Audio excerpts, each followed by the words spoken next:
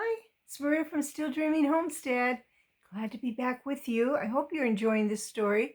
We're going to continue reading in our book On the Banks of Plum Creek by Laura Ingalls Wilder. So yesterday we read the chapter The Long Blizzard. Well, that blizzard isn't over yet. Pa decided to go to town even though Ma didn't have a good feeling about it. He thought it'd be okay. And while he was gone, a terrible blizzard hit, and he hasn't come home yet. So let's continue to read. The Day of Games, Chapter 38. It was late morning when Ma called Laura to breakfast. The storm was fiercer and wilder. Furry white frost covered the windows, and inside the good tight house, the sugary snow was all over the floor and the bed covers. Upstairs was so cold that Laura snatched up her clothes and hurried down to dress by the stove. Mary was already dressed and buttoning Carrie up. Hot cornmeal mush and milk with the new white bread and butter were on the table. The daylight was dim white. Frost was thick on the window pane. Ma shivered over the stove. Well, she said, the stock must be fed. That means the animals. She put on Pa's boots and jumper and wrapped herself in a big shawl. She told Mary and Laura that she would be gone longer this time because she must water the horses and cattle. When she was gone, Mary was scared and still, but Laura could not bear to be still. Come on, she told Mary. We've got work to do. Look who's here. Gracie. Hi, Gracie. Want to say hi? All right. Sorry, I lost my place. They washed and wiped the dishes. They shook the snow from the bed covers and made their bed. They warmed again by the stove, and then they polished it. And Mary cleaned the wood box while Laura swept the floors. Ma had not come back, so Laura took the dust cloth and wiped the window sills and the benches and every curve of Ma's willow rocking chair. She climbed on a bench and carefully wiped the clock shelf and the clock of the little brown spotted dog and her own jewel box with the gold teapot and cup and saucer, but she did not touch the pretty china shepherdess standing in the bracket that Pa had carved for Ma. Ma allowed no one else to touch the shepherdess. While Laura was dusting, Mary combed Carrie's hair and put the red checkered cloth on the table and got out the school books and the slate. At last the wind howled in the lean-to with the cloud of snow and Ma. Her skirt and her shawl were frozen stiff with ice. She had to draw water from the well for the horses and the Spot and the calf. The wind had flung the water on her, and the cold had frozen her soaked clothes. She had not been able to get to the barn with enough water, but under the icy shawl, she had saved most of the milk. Oh, that was smart. She covered it up. She rested a little and said she must bring in wood. Mary and Laura begged to let them do it, but Ma said, no, you girls are not big enough and you'll be lost. You do not know what this storm is like. I'll get the wood. You open the door for me. She piled the wood high on the wood box and around it while they opened and shut the door for her. Then she rested, and they mopped up the puddles of snow melting from the wood. You're good girls, Ma said. She looked around the house and praised them for doing the work so nicely while she was gone. Now, she said, you may study your lessons. Laura and Mary sat down to their books, and Laura looked steadily at the page, but she could not study. She heard the storm howling, and she heard things in the air moaning and shrieking. Snow swished against the windows. She tried not to think of Pa. Suddenly, the words on the page smeared together, and a drop of water splashed on them. She was ashamed. It would be shameful for even Carrie to cry, but Laura was 8 years old. She looked sideways to make sure that Mary had not seen the tear fall. Mary's eyes were shut so tight that her whole face was crinkled, and Mary's mouth was wobbling. "I don't believe we want lessons, girls," Ma said. "Suppose we don't do anything today but play. Think what we'll play first. Pussy in the corner? Would you like that?" "Oh, yes," they said. Laura stood in one corner, Mary in another, and Carrie in the third. There were only 3 corners because the stove was in one of them. Ma stood in the middle of the floor and cried, "Poor pussy wants a corner." Then all at once they ran out of their corners and each tried to get into another's corner.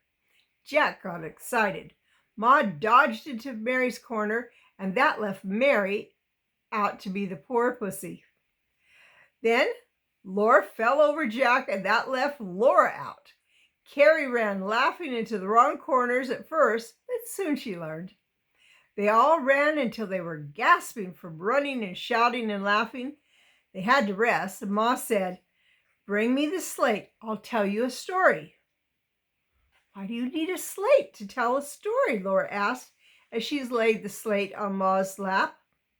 "You'll see," said Ma, and she told them this story. Far in the woods there was a pond like this. The pond was full of fishes like this. There's a bunch of dots there. Down below the pond lived 2 homesteaders, each in a tent because they had not built their houses yet. You see that? 2 tents.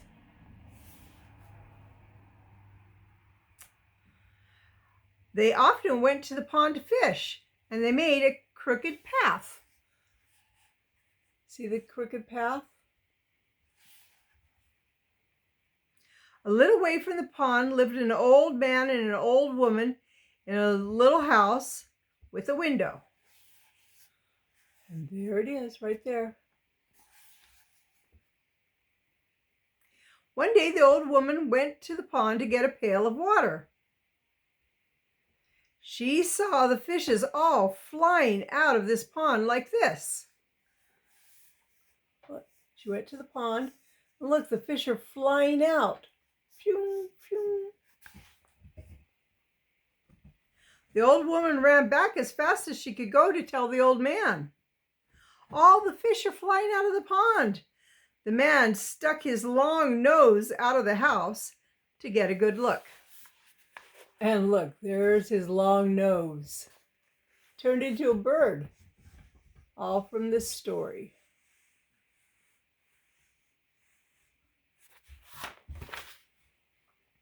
And he said, "Posh, it's nothing but tadpoles."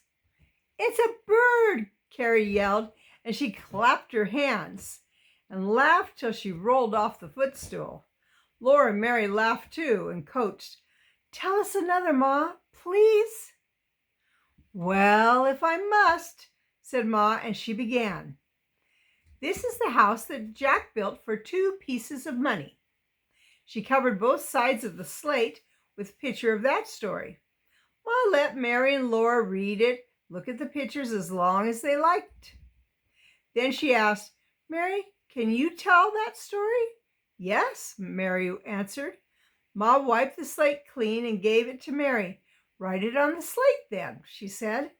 "And Laura and Carrie, I have a new plaything for you."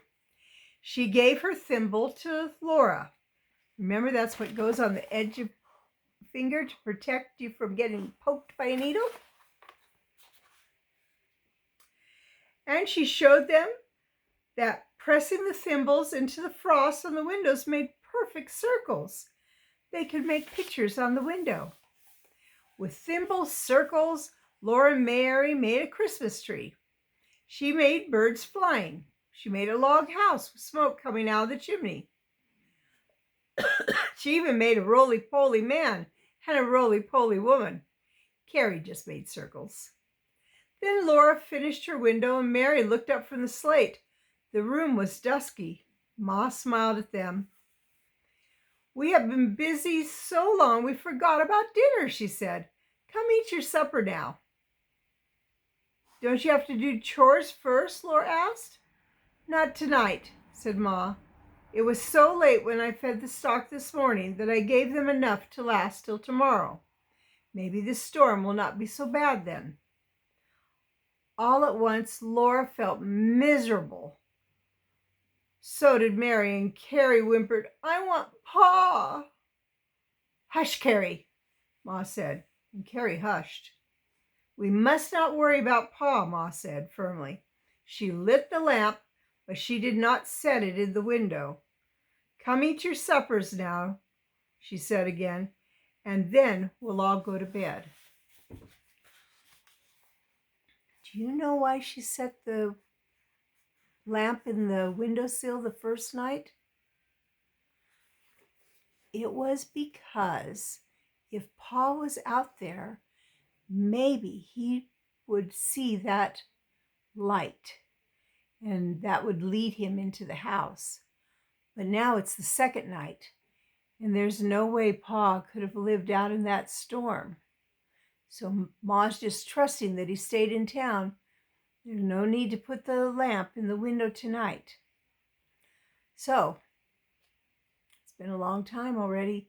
We'll see what happens tomorrow.